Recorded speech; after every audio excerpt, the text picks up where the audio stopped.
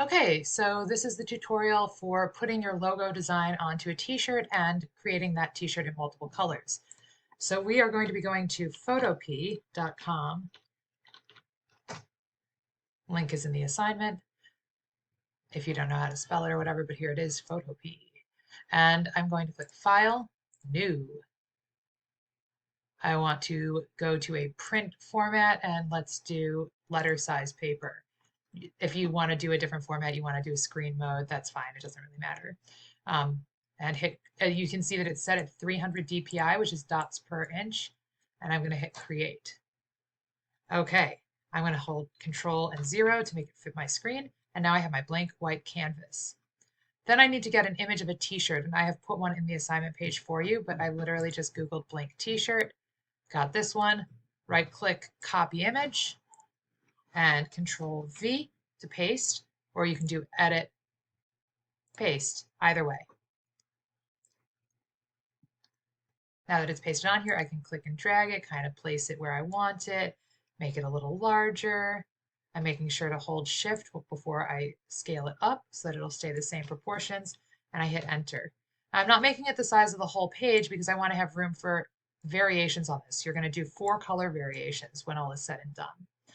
And the next thing that I need to do is duplicate this a couple of times.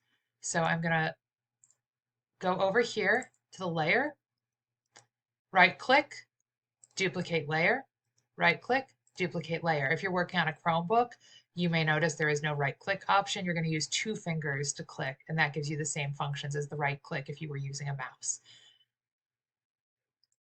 Now I want to keep things organized while I'm working, so I'm going to rename these layers. I'm double clicking here and calling this shirt, shirt, and I'm going to call this shadows.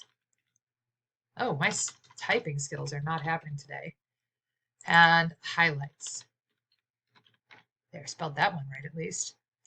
And what I'm basically doing is using these top ones. Those are going to be the shadow and highlight on my logo. So I do need to bring my logo in now. I'm going to go to File, Open and Place. And I'm going to grab a logo. This happens to be Stella's. Good job, Stella. Really nice logo. And that is going to go, rename that layer, just call it logo. That is going to go right here, underneath the shadows layer and the highlights layer, but above the shirt layer. The other thing I want to do is I want these 3 layers to be in a folder together. So I just clicked on the logo. I'm holding shift and clicking up here. So I have all 3 selected. And I'm going to put them into a folder by clicking that folder button at the bottom. So now I can see that is one folder. What that's going to do for me is make it so that they are grouped together and I can apply effects to those without applying them to the other layer. It just keeps it organized. So I'm just going to hide these highlight and shadow layers for now by clicking the eye. And then I'm grabbing just the logo with my move tool, if it'll let me.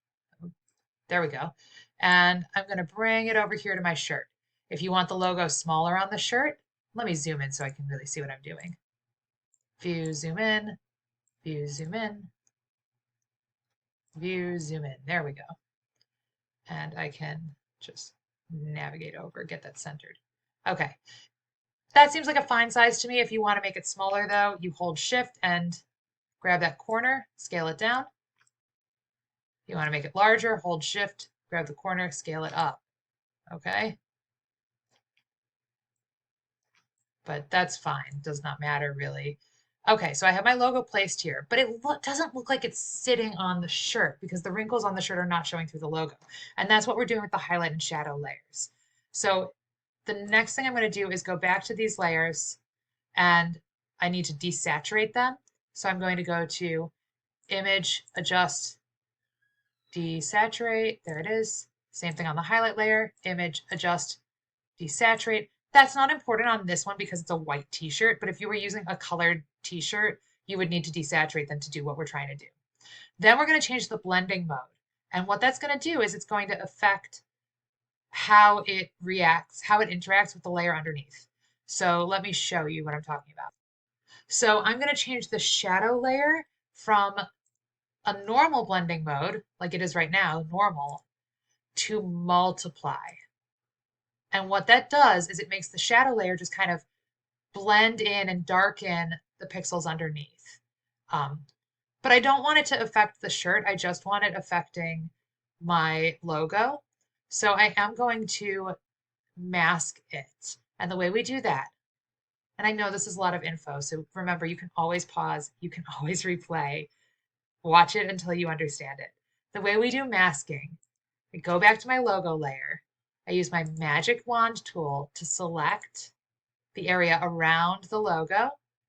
And then I want to switch my selection. So I'm going to select inverse. Now just the logo is selected. Now I come back to that shadows layer and I click this button right here where it says add raster mask. That's going to make a mask in the spot of the logo. So see how that, now it's just affecting the logo. The other things that you want to do to make your shadow layer look really good, you might want to change the contrast on that layer. So I'm going to go to Image, Adjustment, Curves, and just play around with that until it looks great. Honestly, I think it was probably fine the way it was. Doesn't need a lot of work. Maybe like bringing this in a little bit even. Oops.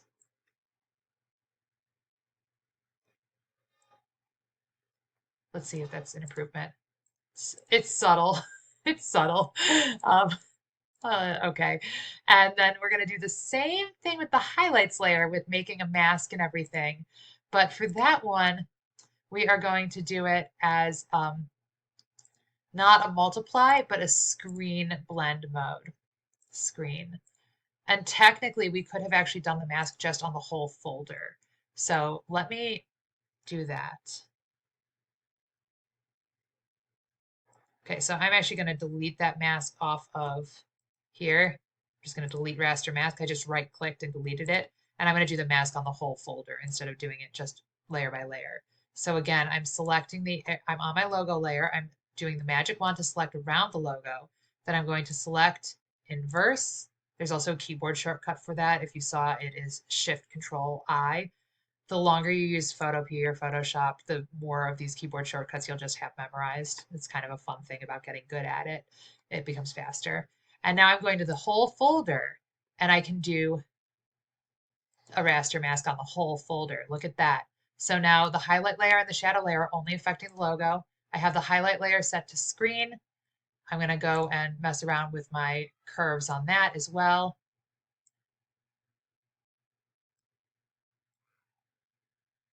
See if it makes any difference.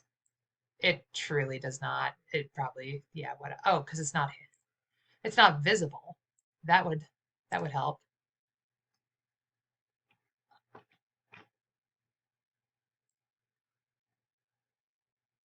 Yeah, we definitely need to mess around with that.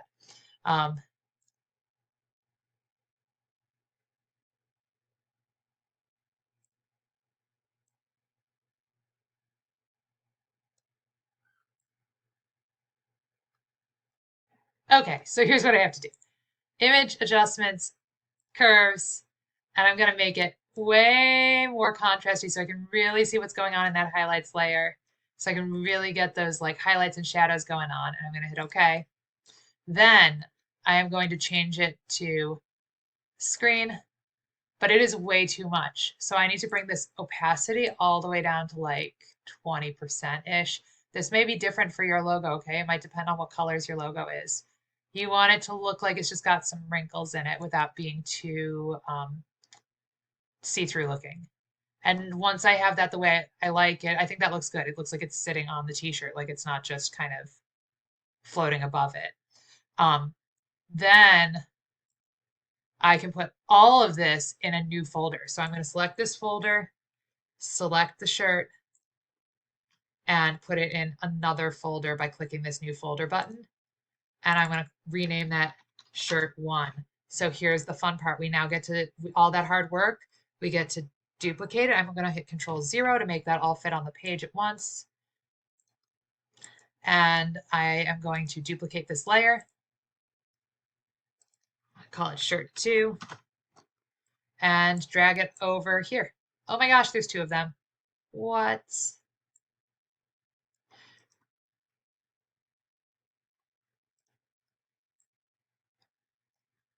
You can make them fit however you want.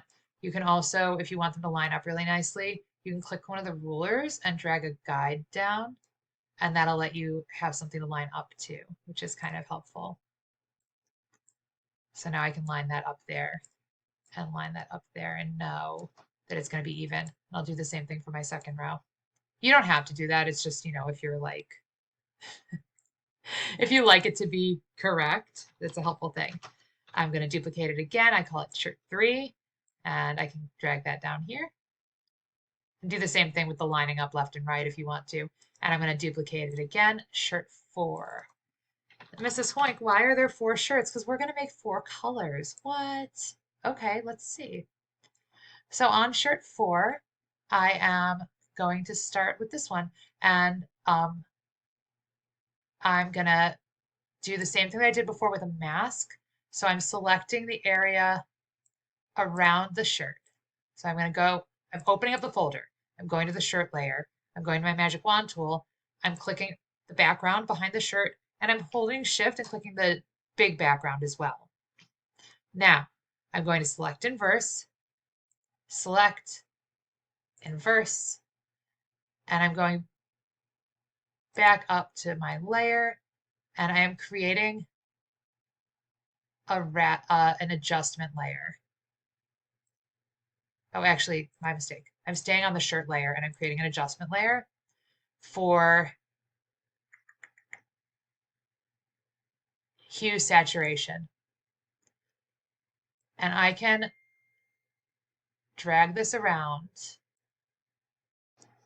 Okay, I just tried that and realized that it does not work on a white shirt. So we're going to do it a different way. Again, adjustment layer, and I'm going to color fill. Color fill. Let's do a red shirt. Sure, why not? Okay. And I'm going to hit OK. Oh, that looks terrible, but wait.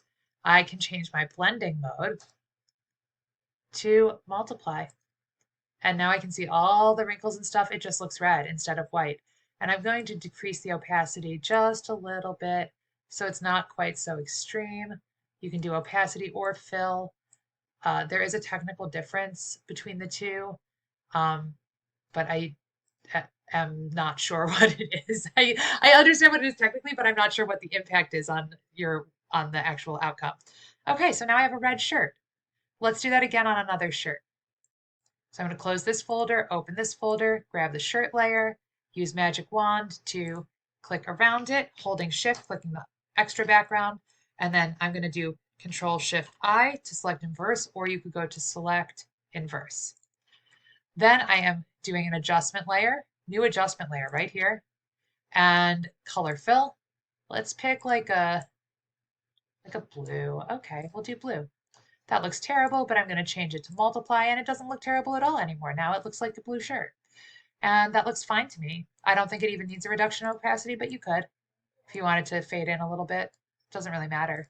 And let's do shirt 2. So what color should this one be? This is where if I was teaching live, I would ask you to call out a color. I'm selecting the background. I am going to select inverse. I am making an adjustment layer with a color fill. And I'm gonna do let's do like an orangey yellow, like this color, like kind of retro. I'm getting like a retro 70s vibe from this spread. And multiply. Okay, one left. Going to the shirt layer, going to select the background, holding shift to select the whole background, select inverse, and we're going to do an adjustment layer with a color fill. And let's stick with the 70s vibe and do like a weird green. They loved weird greens. Like that. That's a really 70s color. Ugh, horrible color scheme. Love it. And I'm going to go to multiply. And there you have it. I have 4 t-shirts in different colors, and I did not even have to take a single photo. So hope this is helpful and hope you enjoy this little project we're doing. And if you haven't saved your work and haven't been saving your work, make sure you save your work.